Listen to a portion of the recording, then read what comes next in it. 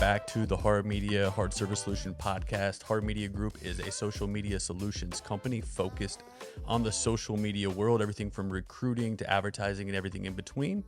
And we focus mainly this podcast on influencers and what's going on in the marketing space and some current subjects. Today I have Lisa Marino of Victress Health and Wellness, and I have Debbie Cowden, who's an influencer and an author who wrote the prayer book for tired parents. I said it right? That's right. The prayer book for tired parents. So wrote it with my husband. That is awesome. So let's dive in. Either one of you guys can go first.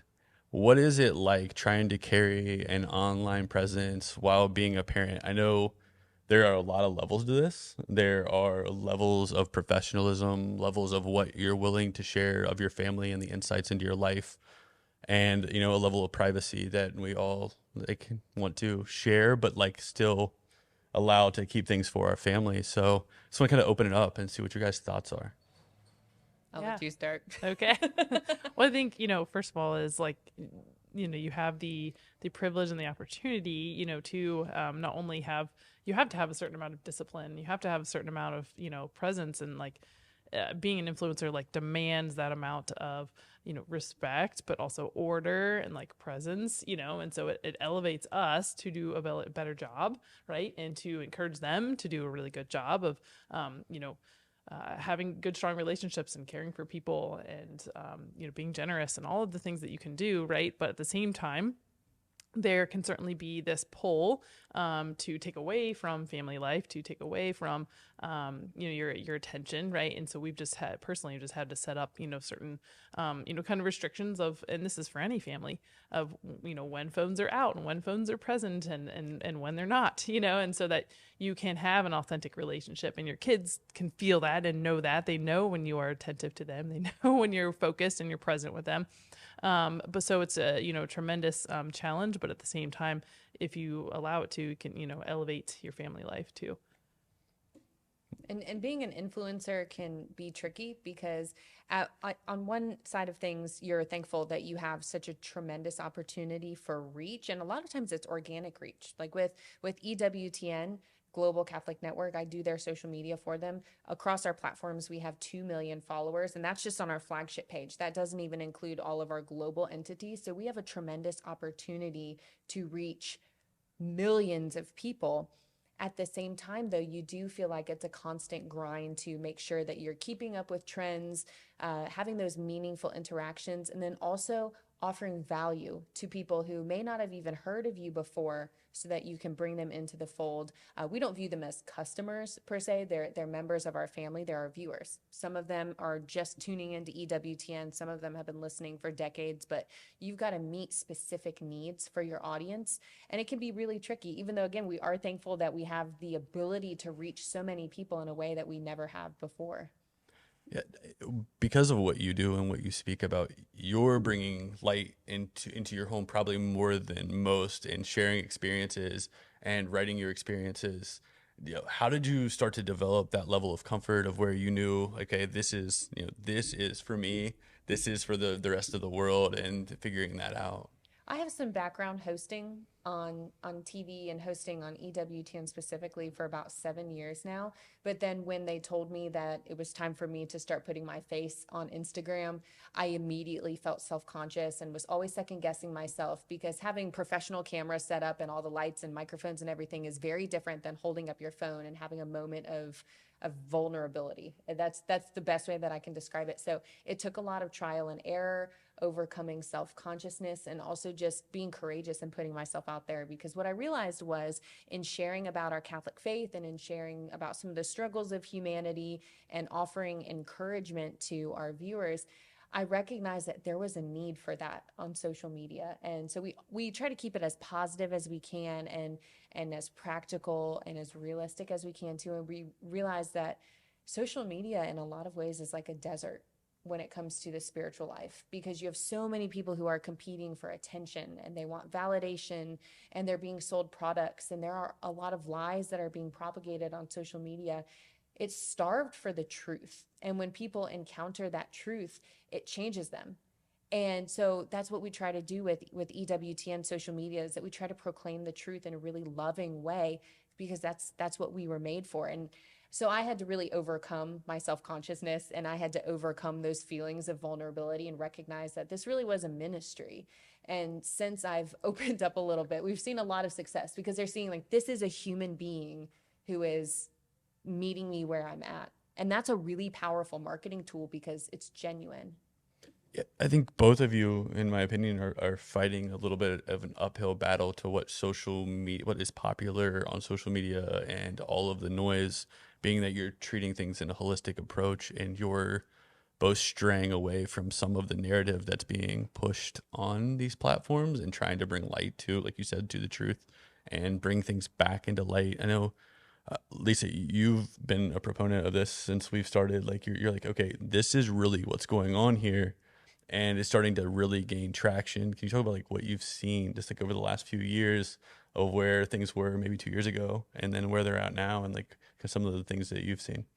Yeah. So I think, personally, like, it's hard that you want to, again, like show your kids like, okay, how to be humble and how to, kind of live like an upright life. But like, it's really important. Like you can't not say things, when, the truth is not being proclaimed. So, and how to, in those moments, act with courage, and so I think that's what we're seeing kind of evolve.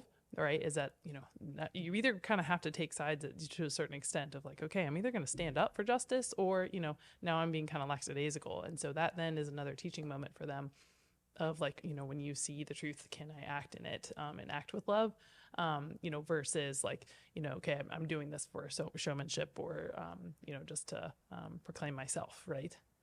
Exactly. I mean, I think some of the takeaways that I've learned from you over time, and like just in general, like the balance you have to be able to do what you're doing, because you're actively working while running a Yes. business, while managing people, while managing a family. And I think of like when Nick is in football season, and you're handling everything at one time, like that kind of balance and structure in your life is amazing. Yeah, maybe not everything, but I mean, it takes order, and it comes back to that. And you mentioned my husband Nick. Like we always have to come back to, starting out with order in our own family, and that we're both on the same page, and that we both can sense when I'm being drawn to do something, where he is being drawn to do something. Okay, does that fit? Both of our schedules, and for our kids too, because they will feel the strain. Then too, because and I had this recommendation from a psychiatrist a couple weeks ago. She's like, especially to the women in the room, like you will feel the call. Like this is very fulfilling. It's very fun for us to do, things like this. But first, how are your kids doing? How's your spouse doing? How's your family life doing? And from there, the order, comes from that. And so yes, it demands order, and we feel, the need for that to get to bed on time, and to, maintain your prayer life, maintain your exercise life, like have meals ready to go, like everything runs smoothly when dinner's ready, like, things like that force us, into those roles to continue to improve. And yeah, it takes that level of trust, certainly, but also accountability. That's awesome. And Debbie, you wrote a book with your husband. Can you talk about that experience? Like that is like, I mean, really sharing a level of like work, and I think and intimacy, and those type of things, like, to be able to put something together that's like a focal point of your family, and like how you guys are. Yeah, well, my husband is very practical and he wants a plan to be able to do things. He's the kind of guy who writes out lists and he plans out schedules. He does our meal planning, and then he does the grocery shopping, and he plans out, when we're going to go to mass and have prayer time and things like that. And so that worked out really well for our book, The Prayer Book for Tired Parents, because what we've realized about our prayer life is what we realized about other areas of our life too. Like dinner doesn't just fall on the table. You have to plan it out and you have to make it happen, especially when you work too. And with a marketing strategy, you can't just throw stuff out there and hope that something good happens. You have to do the same thing with your prayer life. And so we have what we call our 10 foundational steps, things that every Catholic family specifically can and should be doing. It's scalable based on where you are in your spiritual life, but that when you're doing these things, that's what sets you up for success in your prayer life and in your path to holiness. And like I said, it's relatable to so many areas in life, because with our budgeting, like with our money, our finances, things like that. If you're a very famous money guy that we really like says, you have to tell your money what to do, or you're going to wonder where it went. And that goes with your time, and you have to guard your time. And that's why we're so fiercely devoted to having a schedule and having a routine and sticking to it. So what is one tip you would both give to people that are as busy as I think we all three are and balancing these things? What is something that you've learned throughout the process that if you were starting over, you would be like, just, this is a good starting point. This is something I can hand you. I'd say have conversations with your spouse. If you're married, make the plan together and make sure you're both on the same page. And if you are not married, have somebody that you can talk to about your plan. So have an accountability partner, a friend that you trust that you can check in with every now and then, because having somebody to hold you accountable also helps you up with success. Not just making the plan, but following through on the plan. Yeah, and I would say that if you truly feel called to something and you have a gift and you've prayed about it and this is the direction I think I'm supposed to be going, then trust, like, God is going to get you there, and he's going to give you the time and the energy and the material that you need to be able to get there. That's awesome. If you guys could share, what was one of the biggest things you've overcome in this process, like of becoming an influencer, understanding your audience, and making sure that I think that all three of us try to put a positive light on anything that we're sharing at all times. So what is something that you've learned in that process? I've learned that we are ministering to people, and that it's not just about making a buck. It's not just about selling a product or advancing the goals of a brand. It's about having interaction with a person, because everybody who scrolls through those videos, everybody who's sitting on their phone scrolling is looking for something. And, thank goodness that we're doing something that is worthwhile and has purpose, because that makes it, I think, a little bit easier for us, but it makes the responsibility even greater, that we have to help point them in the right direction, show them who Jesus Christ is, and help them find the way to fill that gap in their heart. Because that's what they're doing when you're scrolling just for hours on end. You're looking for something. And to be able to use media and kind of flip the table on it, where some of these platforms are designed to keep you addicted and keep you scrolling. We can at least give them a second to say, this is what the truth is. This is what you were made for. And oh, by the way, did you know that there is a God in heaven and that he loves you as though nobody else existed? It's profound, and like I said, it's a huge responsibility, but it's also a great blessing to be able to reach people. And so with some of the stuff we post, people will respond and say, this is exactly what I needed to hear today. Or like when we post, we ask for prayer intentions, and people will pray for somebody and they will say, like, for my father who just passed away, or can you please pray for me? I'm really struggling.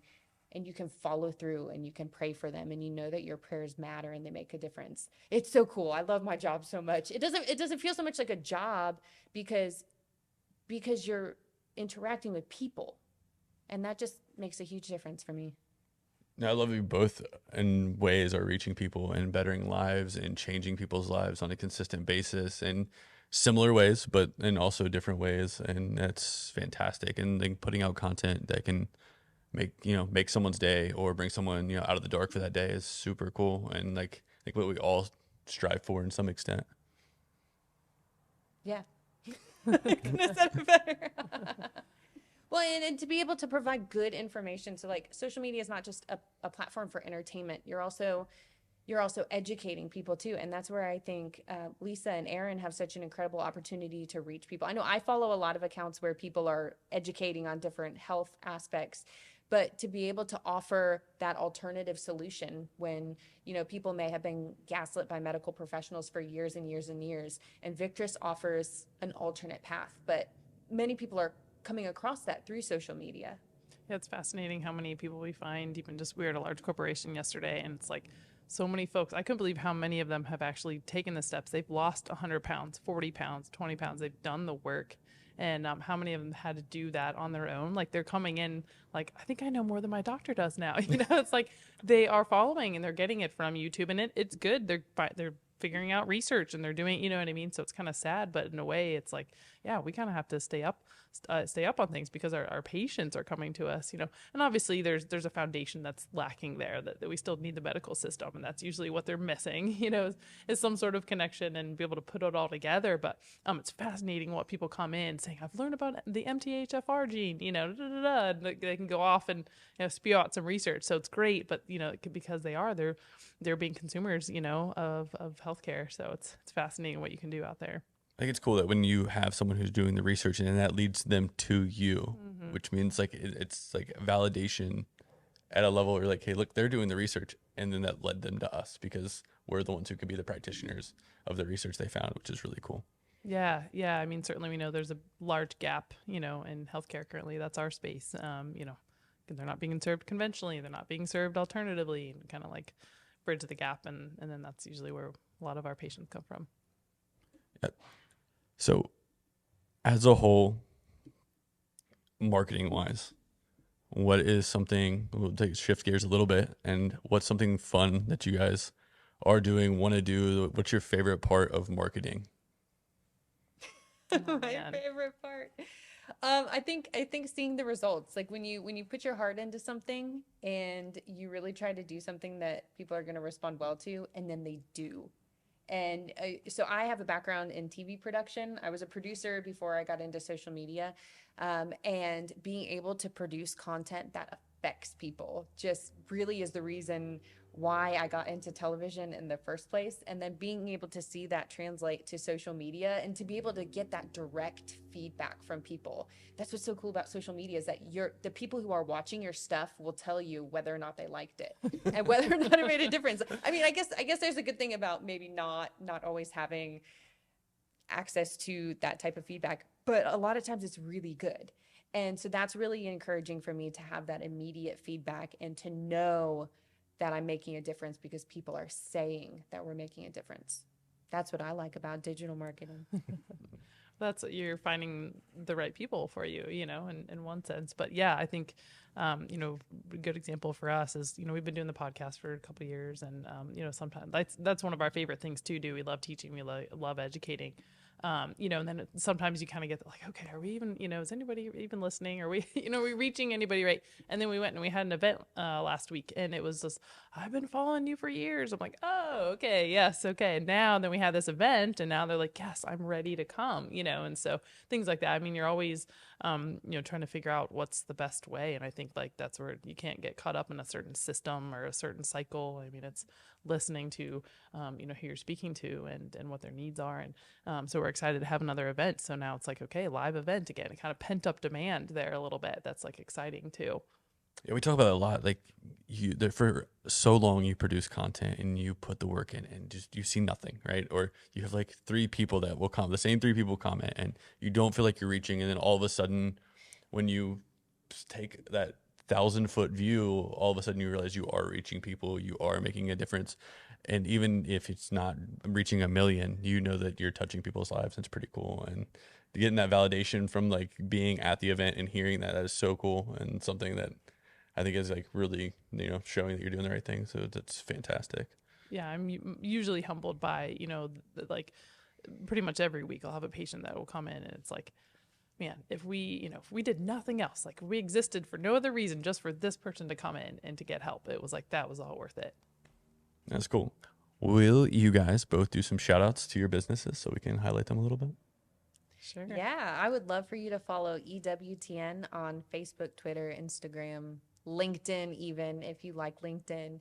Our handles are EWTN for Twitter, and then at EWTN for Instagram. And then also, if you'd like to follow the Tired Catholic Parents, my husband and me, for just some practical insight on parenting and just a real life look at what it's like for other fellow tired parents.